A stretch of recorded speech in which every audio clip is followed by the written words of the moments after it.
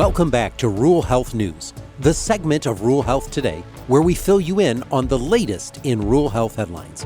We'll cover 3 headlines in today's episode: what's most urgent, a rural health damage report, and a success story to send us into the week. Our most urgent story today is what's next for the federal healthcare funding cuts. The One Big Beautiful Bill was signed into public law on July 4th. It included $930 billion in Medicaid cuts, and rural hospitals across the country are speaking up against this terrible legislation. However, House Republicans are currently developing a follow-up budget bill to cut the program even deeper this fall. The initiative is led by House Budget Committee Chairman Jody Arrington, a Texas congressman who wanted the One Big Beautiful Bill to include new requirements for hospitals to go through site-neutral payment systems for Medicare reimbursement. Now, under the system, hospitals have to charge the same price for care covered by Medicare, whether they've performed at the hospital or other locations. It's meant to prevent physicians from requiring healthcare facilities just to charge patients more for services, and in some settings, it may make sense to implement this kind of model. However, the reality is that it will cripple many rural and low-income communities whose patients are trying to access outpatient care, because healthcare providers won't be able to afford maintaining local outpatient locations. Ultimately, it means that hospitals will receive less in reimbursement for providing outpatient clinic visits, even though preventative care models supported by such clinics keep communities safer and much healthier. To quote the National Rural Health Association, payment models like this contribute to destabilizing rural healthcare delivery.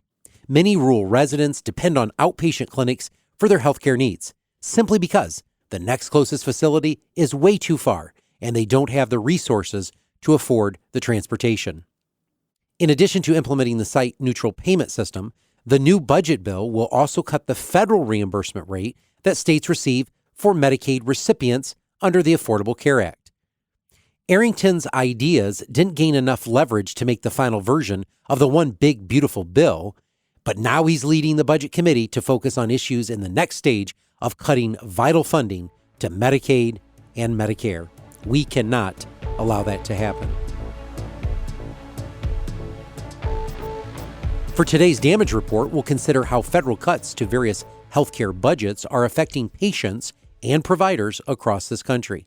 Medicaid cuts have been the focus of our attention because of how deeply they will impact rural hospitals and the entire healthcare industry. But it's not the only program facing severe challenges from this new legislation.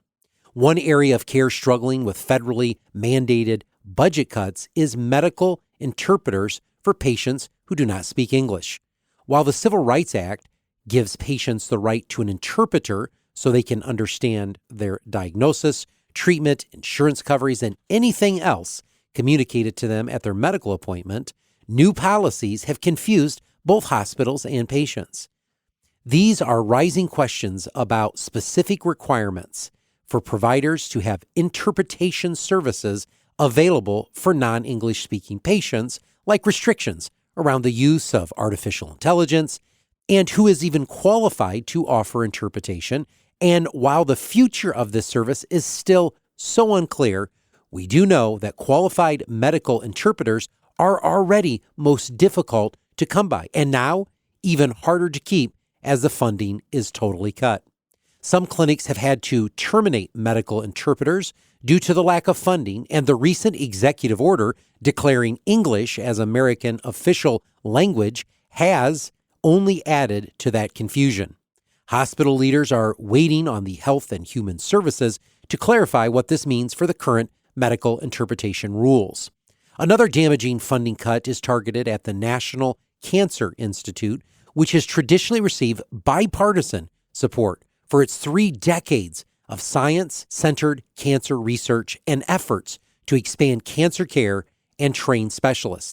The Trump administration's cuts to funding has resulted in layoffs, a severe slowdown of cancer research, delays in supply chain, and enough financial loss to convince many employees that their institute won't survive. There are still positive things happening in the healthcare industry, believe it or not. Today's success story is about the rural emergency hospital designation that has enabled 41 rural hospitals to remain open and to reopen since the designation's effective date back in 2023. Rural emergency hospitals don't have all the same capacities as full-service hospitals, but the model does provide those local communities with access to at least emergency care that wouldn't be otherwise available. 3 previously closed hospitals in North Carolina, Georgia, and Tennessee are planning to reopen as a rural emergency hospital later this year. While this designation won't save rural health from the assault on this national funding crisis and policy, it will provide some hospitals with a way forward in this very dangerous storm. Thank you for our sources today for the episode: Becker's Hospital Review, Modern Healthcare, PubMed Central, the National Rural Health Association, and our friends KFF Health News. Thank you for listening to another episode of Rural Health Today, the podcast where we connect you to what really matters in rural health.